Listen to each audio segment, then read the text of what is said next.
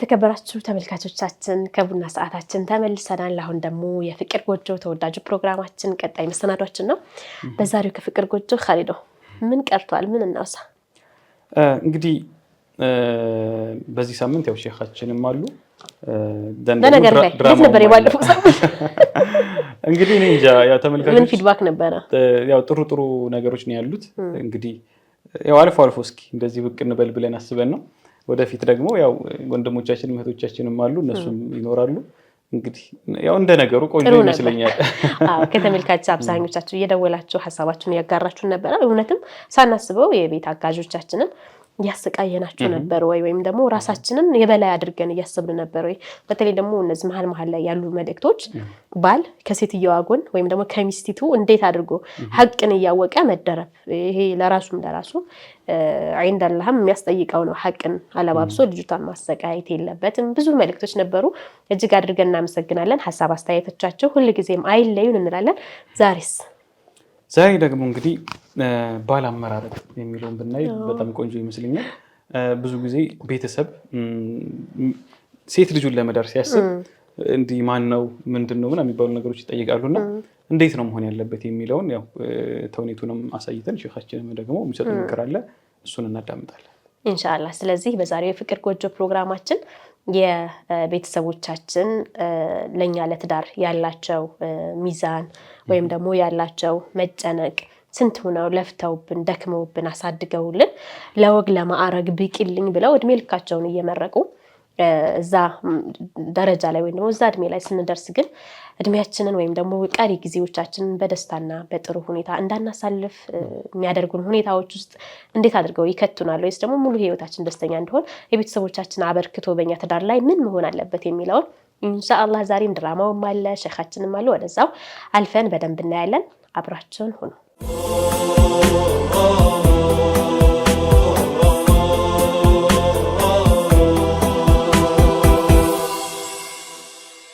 ውድና የተከበራችሁ ተመልካቾቻችን ከፍቅር ጎጆአችን ላይ ደርሰናል። ሼኻችን መጥተዋል። ከሼኻችን ጋር እንግዲህ ድራማም አለን። ዛሬ ልጆቻችንን ወይም ደግሞ እኛ ምን አይነት ባል ይኖራል ለቤተሰቦቻችን ክብር እንዲኖረው እንደዚሁም ደግሞ ቤተሰቦቻችንም ተከብረው ታፍረው ትክክለኛ አማትና አማች የሚባለውን ማዕረግም ወይም ደግሞ ባህልም ተጠብቆ ድንበሩ ሳይጣስና ሳይገፋ እንድንዘልቅ እንዴት አይነት ባል ቤተሰቦቻችን ይምረጡልን፣ እኛስ ምን አይነት ባል እናግባ የሚለውን ከሚስት መረጣ ጀምሮ ከሼኻችን ጋር ቆይታ እናደርጋለን። በቅድሚያ ሼኻችን እንኳን ደህና መጣችሁ። ዋና ቆያችሁ። መርሐባ ሼኻሊዶ። እንግዲህ በእያንዳንዳችን ቤት ያለ ጉዳይ ነው። እንግዲህ ወይ ድረናል ወይ ደግሞ አግብተናል ወይ ደግሞ ልንዳር ነው አብዛኞቻችንና ስለዚህ ሁላችንንም ይመለከታል ብዬ አስባለሁ። እንግዲህ እንደተለመደው ሻያችንን እየጠጣን ኢንሻአላህ ሼኻችን እንግዲህ የሚመክሩንን ምክር በደንብ እንሰማለን። حبيبي نور الهدى جمال نور الهدى كساك دجوت نفقو اسكمچ يفلقو يراق بسوقنو الشرم سككنو افقوك دستارقوال ايوت بفكر ودوال درسو دلو ما يتبچا ነው ድሎ ሳቁ በኑሬ ወዛ መንከትከቱ ማይበዛ ከጉለት የተጥራራ ወገግታው የሚያበራ ሽሙልሙል ፍልቅልቁ የሚጠራው ከሩቁ አሳየኝ ወጉን ሳቁ አታስቀረኝ በሩቁ ነቢያኔው መዳኛ ደግ የልቤ ዳኛ ልቆኛንቱ ማገኛ አጣሁን መስከኛ አንቱ ሆነው ኋለሜ አንቱን ይላል ቀለሜ መቼ ሆን በመናሜ የማገኘው ሰላሜ መቼ ሆን በመናሜ የማገኘው ሰላሜ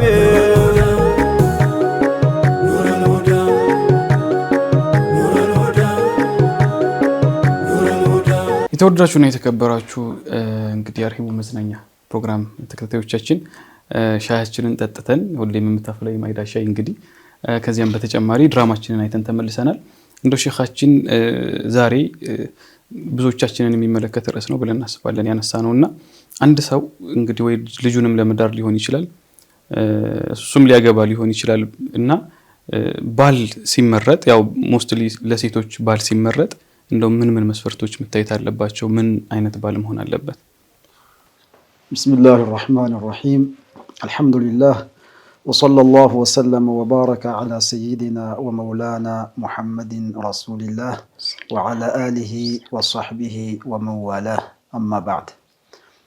እንግዲህ ያው በወላጆች ላይ በዚህ ላይ ትልቅ ኃላፊነት ያለባቸው ነገር ነው። ለልጆቻቸው ምን አይነት ባል፣ ለልጆቻቸው መልካም የሆነ ባል የመምረጥ ኃላፊነቱ ከልጅቱ ይበልጥ ወላጆች ላይ ትልቅ ኃላፊነት አለባቸው። ምክንያቱም ያቺ የሚወዷትን የሚንከባከቧትን ልጃቸውን ለማን ልስጣት ብለው መጀመሪያ ቆም ብለው የማሰብ ግዴታና ኃላፊነት አለባቸው። መስጠት ያለባቸው በመጀመሪያ ዲን ላለው፣ መልካም ስነ ምግባር ላለው፣ እንደዚሁም በአካባቢው ማህበረሰብ ዘንድ ደግሞ የተከበረ ጥሩ ስም ላለው ነው መዳር መቻል ያለባቸው። ከዚህ በተቃራኒ ለሆነ አካል ያኒ ዲን ለሌለው ሰው፣ ስነ ምግባሩ ለተበላሸ ሰው፣ በአካባቢው ማህበረሰብ ዘንድ የተናቀ የተዋረደ ለሆነ ሰው በፍጹም ልጆቻቸውን መስጠት የለባቸውም ማለት ነው።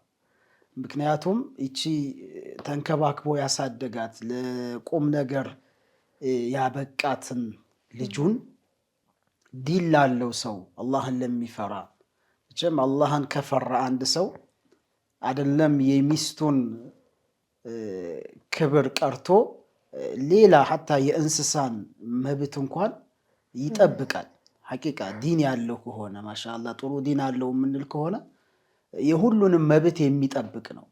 ያኒ የማንንም መብት የማይጋፋ ድንበር የማያልፍ ነው ዲን ያለው ሰው ማለት ነው።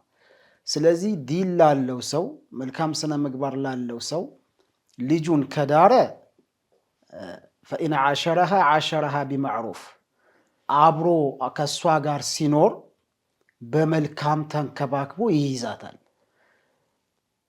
እንደዚሁም ደግሞ መጨረሻ ደግሞ ፍቅራቸው ካለቀ ደግሞ ቢያንስ በድሎ አስቸግሮ ስሜቷን ጎርቶ አይደለም ወደ ቤተሰቦቿ የሚልካት። በመልካም አብረው እንደኖሩት ሁሉ ሲለያዩም ደግሞ በመልካም እንዲለያዩ ያደርጋታል ማለት ነው። ስለዚህ ዲን ላለው ሰው ቅድሚያ ሰጥተው መዳር ያለባቸው ይህንን ስነ ምግባር ይህንን ባህሪ ለሚያሟላ ሰው መሆን መቻል አለበት ማለት ነው። ያው እንግዲህ እስልምና ሃይማኖታችን ባልን ምን አይነት ለልጃችን ያኒ ሴቷ ምን አይነት ባል ማግባት እንዳለባት፣ ወንዱም በተመሳሳይ ሁኔታ ምን አይነት ሚስት ማግባት እንዳለበት መስፈርቶችን እስልምና አስቀምጦልናል። ያንን መስፈርት አሟልተን ሃይማኖታችን በሚያዘው መሰረት ልጆቻችንን የምንድር ከሆነ እኛም የምናገባ ከሆነ ማሻአላህ ቤተሰባችን ያማረ ቤተሰብ፣ የሚወለዱት ልጆች ማሻአላህ ጥሩ ስነ ምግባር ያላቸው በዲናቸውም በዱንያቸውም ጥሩ የሆኑ የሚባሉ ቤተሰቦችን እናፈራለን ማለት ነው። ስለዚህ ወላጆች አሁን እንደምናየው መሆን የለበትም። አሁን ድራማው ላይ ያየነው ጉዳይ ምንድነው? ዲን ያለውን ያኒ ጥሩ ስነ ምግባር ያለው ዲን ያለውን ሰው እሱን ትቶ ግን ገንዘብ ላለው ዱንያ ላለው ሰው ልጁን ሲሰጥ ነው ያየነው። ይሄ ደግሞ ልጅቱን የመሸጥ ያህል ነው፣ ያኒ ሽያጭ ማለት ነው። እና የሷን በመልካም መኖሯን ሳይሆን ሰውየው እያየ ያለው በቃ ገንዘብ መኖሩን፣ እሱን የሚረዳውን፣ እሷን በዱንያዊ እንትን የሚያስደስታትን ብቻ ነው የመረጠውና ይሄ ተገቢ አይደለም። አንድ ሰው ወደ ኢማም አልሐሰን ኢብኑ ዓሊ ኢብኑ አቢ ጣሊብ ረዲየላሁ ዐንሁማ ወደ እሳቸው ዘንድ መጣና ጠየቃቸው። እኔ ልጅ አለኝ አላቸው እና አንዲት ሴት ልጅ አለችኝ፣ ለጋብቻ ለትዳር ደርሳለች። ስለዚህ ለማን ልዳራት ምን አይነት ለሆነ ሰው ልዳራት እስኪ ምክር ለግሰኝ አለና ጠየቃቸው። ሲጠይቃቸው እሳቸው ምን አሉት? ቃለ ዘውጅሃ ሚመን የተቂላህ ተዓላ አላህን ለሚፈራ ሰው አላህን ለሚጠነቀቅ ሰው መርጠህ ስጣት አሉት። ምክንያቱም ኢን አሐበሃ አክረመሃ ያኒ እሱ ከወደዳትና ካፈቀራት ይንከባከባታል፣ ያከብራታል፣ በደንብ አድርጎ ተንከባክቦ አክብሮ ይይዛታል አሉ።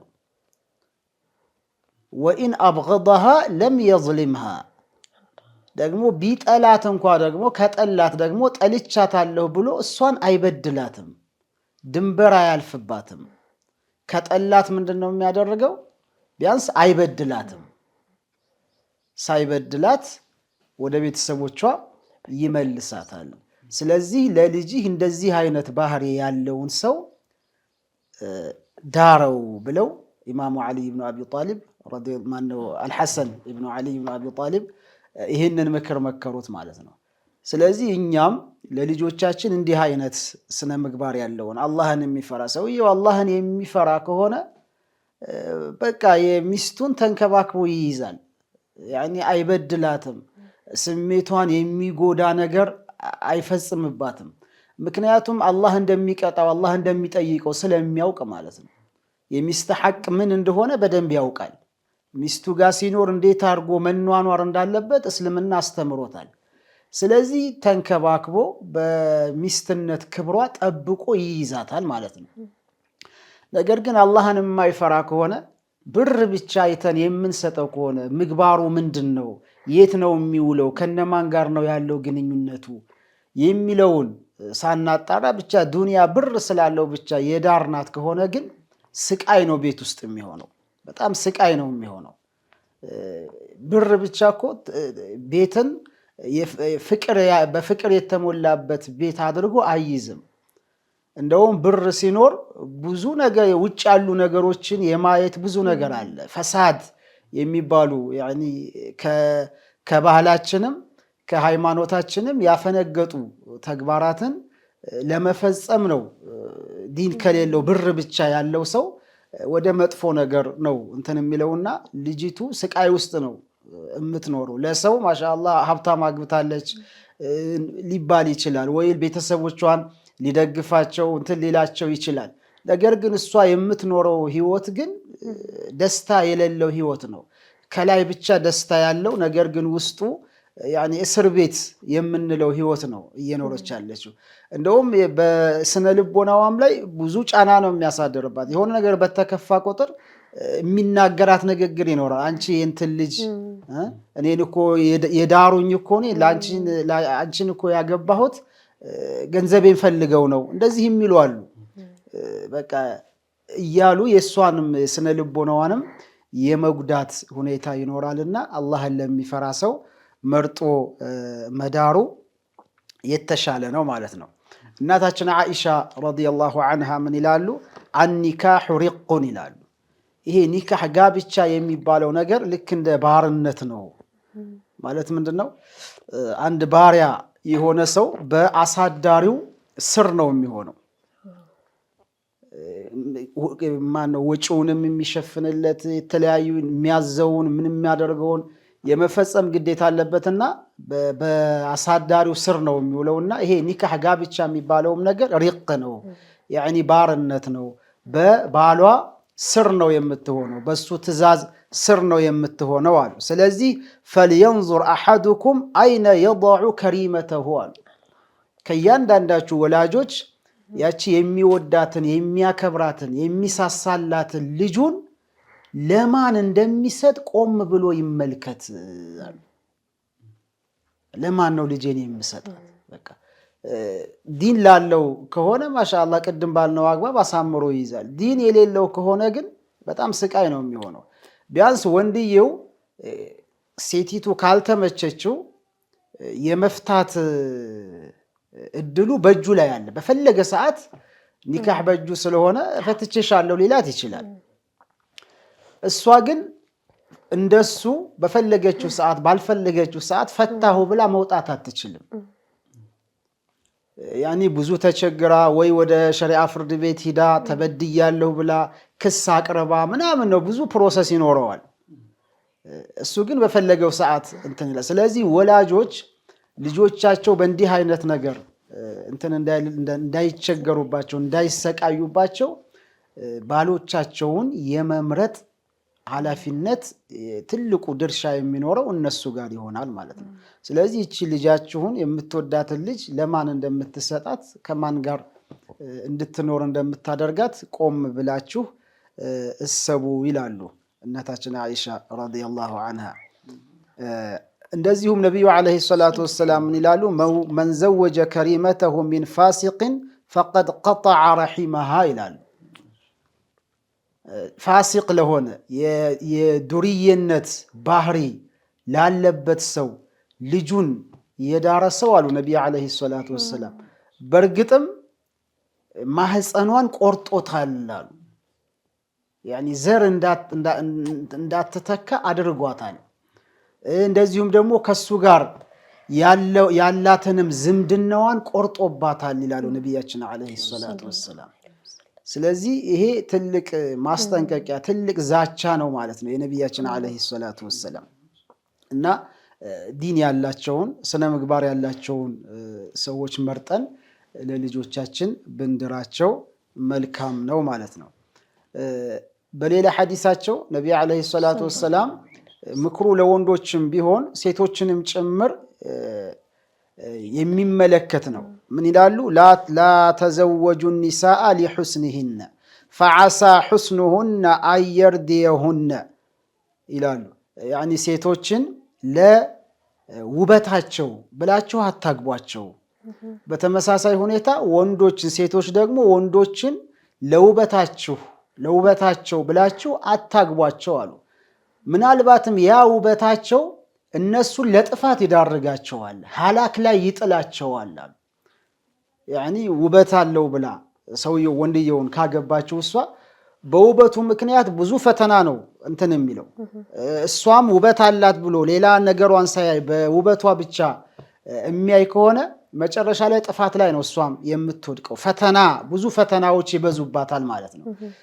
እንደዚሁም ወላ ተዘወጁ ሊአምዋሊሂነ ፈዓሳ አምዋሉሁነ አዩጥግየሁነ ለሀብታቸውን ብላችሁ ደግሞ እንደዚሁ እንዳታገቧቸው ሀብታቸውን አይታችሁ። ምክንያቱም የሀብታቸው ምናልባትም እነሱን አመፀኛ ሊያደርጋቸው ይችላልና። በቃ ለአንተ ታዛዥ አትሆንም። እሷ ሀብት ያላት ገንዘብ ያላት ከሆነ አንተ ባዶ እጅህን የገባኸው። ስለዚህ እሷ ናት አለቃዋ የምትሆነው ማለት ነው። በአንተ ላይ የበላይነት እንትን ታሳይ ስሜት ይኖራታል፣ ታምጽብሃል። በተመሳሳይ ሁኔታ እሷም ደግሞ አይታ የገባችው ሀብቱን ገንዘቡን አይታ ከገባች እሱም እንደዚሁ በቃ የበላይ ጌታ ሆኖ እንደፈለገ ነው የሚያደርጋትና ለገንዘብም ብላችሁ አታግቡ አሉ። ወላኪን ተዘወጁሁነ ዐለ ዲኒ አሉ። ነገር ግን ዲንን መሰረት አድርጋችሁ አግቡ አሉ። ዋና መስፈርታችሁ ሊሆን የሚገባው ዲንን ነው አሉ። ወለአመቱን ሰውዳኡ ዛቱ ዲኒን አፍضል ያቺ በጣም የምታስጠላዋ የማታምረዋ ጥቁር ባሪያ የሆነችው ሴት ነገር ግን ዲን ያላት ከሆነች ከዛ በጣም ውብ ከምትባለው ሴት ትበልጣለች አሉ ነቢ ዓለይሂ ሰላቱ ወሰላም። እንደዚሁም ደግሞ ያ በቃ የሚያስጠላ ጥቁር ባሪያ የሆነ ወንድ ከዛ በጣም ውበት አለው ከሚባለው ሰው ይሄ ዲን ያለው ባሪያው አላህ ዘንድ በጣም የተሻለ እንደዚሁም ለትዳሩም ደግሞ መልካም የሆነ ባል ነውና እሱን አግቡ ይላሉ ነቢያችን ዓለይሂ ሰላቱ ወሰላም። ስለዚህ አጠቃላይ እንደ አንድ ሙስሊም ማግባት ያለብን ዲን ያላቸውን ስንል ደግሞ ገንዘብ አያስፈልግም እያልን አይደለም። የመጀመሪያ መስፈርታችን መሆን ያለበት ዲን ነው። ያለበለዚያ የሰው ልጅ በተፈጥሮ ጦቢዓው ሆኖ ተፈጥሮ ሆኖ ገንዘብ ያለውን ውበት ያለውን ቤተሰቦቹ ደግሞ በጣም ጥሩ የሆኑ ቤተሰብ ያላቸውን እነዚህን የማግባት ተፈጥሯዊ የሆነ ፍላጎት አለው። ስለዚህ እነዚህ ከተሟሉ ማሻአላህ የሚያምር ነው። ገንዘብ ያለው ሆኖ በዛ ላይ ዲን ያለው ከሆነ ደግሞ በጣም የሚያምር ነው። ገንዘብ ያለው ዲን ያለው ሆኖ በዛ ላይ ደግሞ መልክ ያለው ውበት ያለው ከሆነ በጣም የሚያምር ነው። ማሻአላህ ነው። ነገር ግን እነዚህ ገንዘብ ኖሮት ውበት ኑሮት ቤተሰቦቹም ሸረፍ አላቸው ተብለው ነገር ግን ዲን ከሌለው ዲን ላይ ዜሮ ከሆነ ግን እነዚህ ሶስቱንም መጣል ነው ያለባት መምረጥ ያለባት ፈዝፈር ቢዛቲ ዲን ተሪበት የዳክ ነው ያሉት ነብዩ አለይሂ ሰላቱ ወሰለም ዲን ያላትን ምረጥ ዲን ያለውን ምረጪ ይህን የማታደርጊ ከሆነ ወይ ይህንን የማታደርግ ከሆነ እጅህ አመዳፋሽ ይሁን ነው ያሉት ነብያችን አለይሂ ሰላቱ ወሰለም ስለዚህ ያ ነው መሆን ያለበት እንደዚሁም ደግሞ ወላጆችም ደግሞ አጠቃላይ ነብዩ አለይሂ ሰላቱ ወሰለም ያስተላለፉት መልእክት አለ ለሁሉም ወላጅ የሚመለከት ማለት ነው اذا جاءكم من ترضون دينه وخلقه فزوجوه ይሄ ነብያችን ትእዛዝ ነው ዲኑን የምትወዱለት ሰው ስነ ምግባሩን የምትወዱለት ሰው ልጃችሁን ሊጠይቅ ሲመጣ ወዲያው ዳሮት ስጡት አሉ ነብዩ አለይሂ ሰላቱ ወሰለም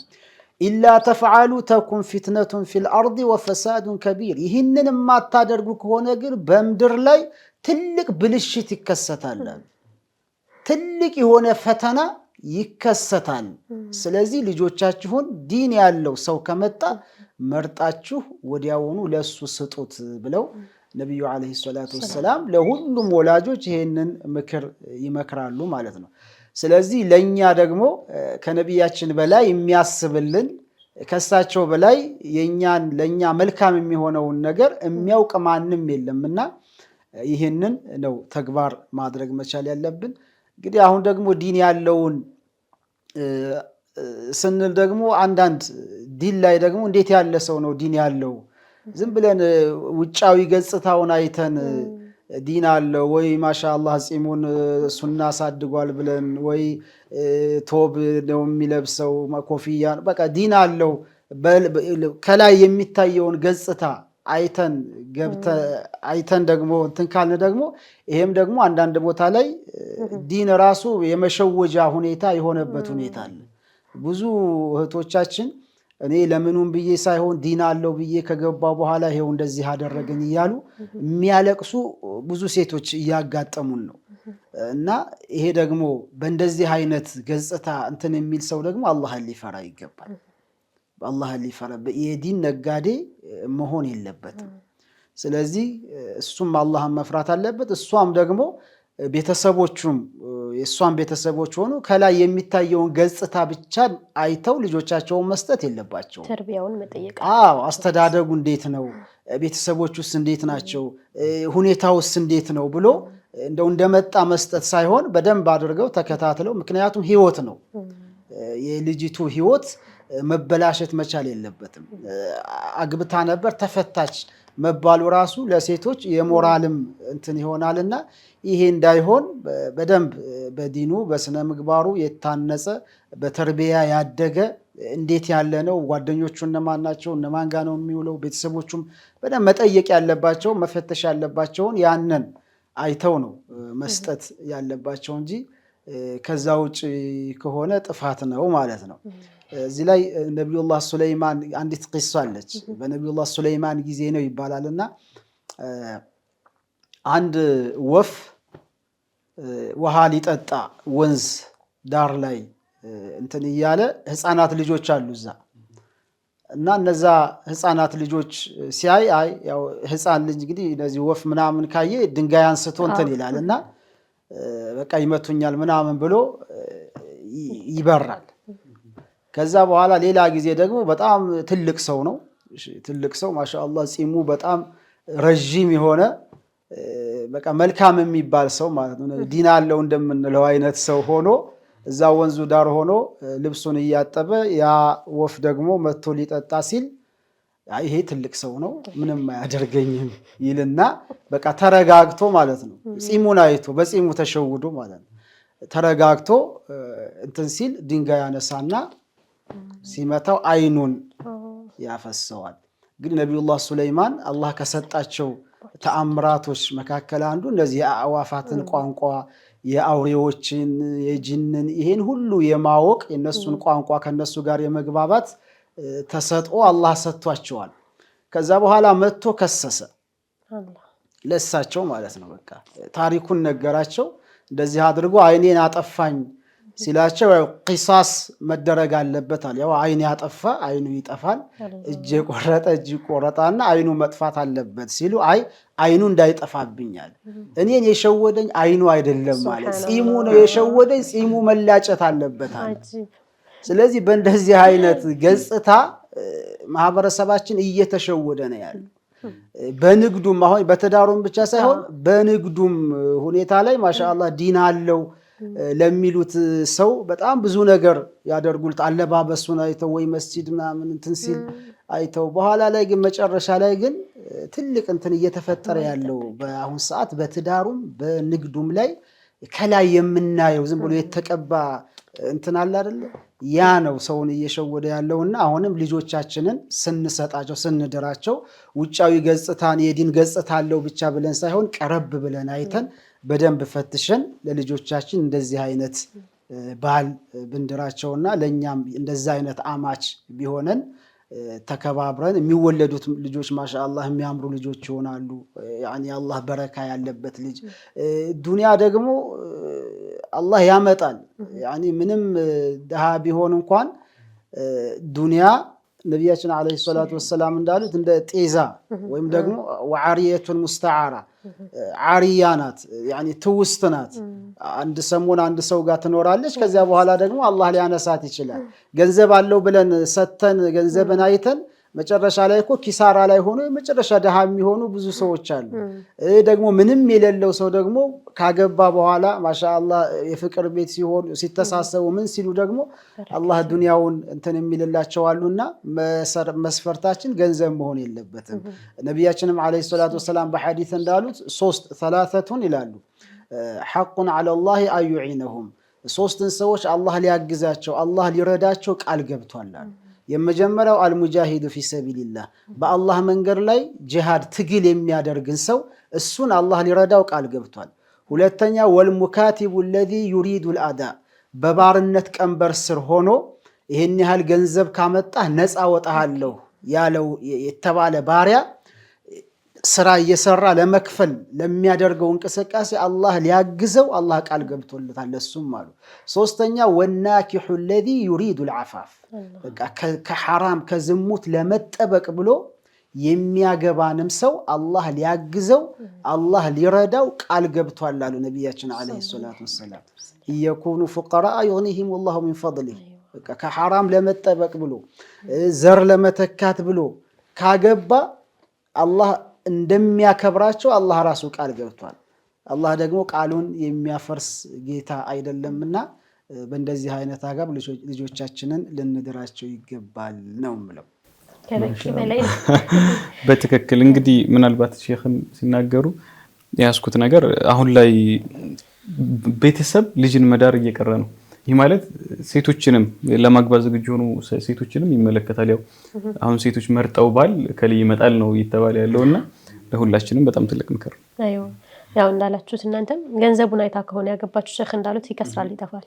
ውበቷን ብቻ አይቶ ከሆነ ውበቷ በህመም በተለያዩ ምክንያቶች ሊወገድ ይችላል። ስትወልድ እድሜ እየጨመረ ሲሄድ ይረግፋል። ሁሉም ጤዛ ነውና ይልቁንስ ዲን ካለ እስከ ለሕድ ድረስ አብሮ ሁሌም ሰላማዊ ፍቅር ያለበት ቤት ይሆናል፣ በረከቱም ይሞላል ማለት ነው። እኔ ምንም እንግዲህ ቀረም ብለው ነገር የለም። ሼኻችን ባረከላሁ ፊኩም ሁላችንም እንግዲህ ወደ ትዳር መስመር እየተጠጋን ያለን ወላጆችም እንደዚሁም ደግሞ ተጋቢዎችም ከበቂ በላይ የዛሬው ሼኻችን ትምህርት ልብን እጅግ በጣም የሚያሰፋና አእምሯችንንም ሰፋ አድርገን ስለ ትዳር እንድናስብ ትዳር ውስጥ ያለንም ጭምር እንኳን የሚመለከት ነውና እጅግ በጣም ትኩረት ልንሰጠው ይገባል መልእክታችን ነው። ቀጣይ ደግሞ ሌላ ፕሮግራም ይዘን እንመጣለን። እዚሁ ወደ ቀጣይ እንሄዳ። ወደ ቀጣይ ፕሮግራማችን በቂ ነው በጣም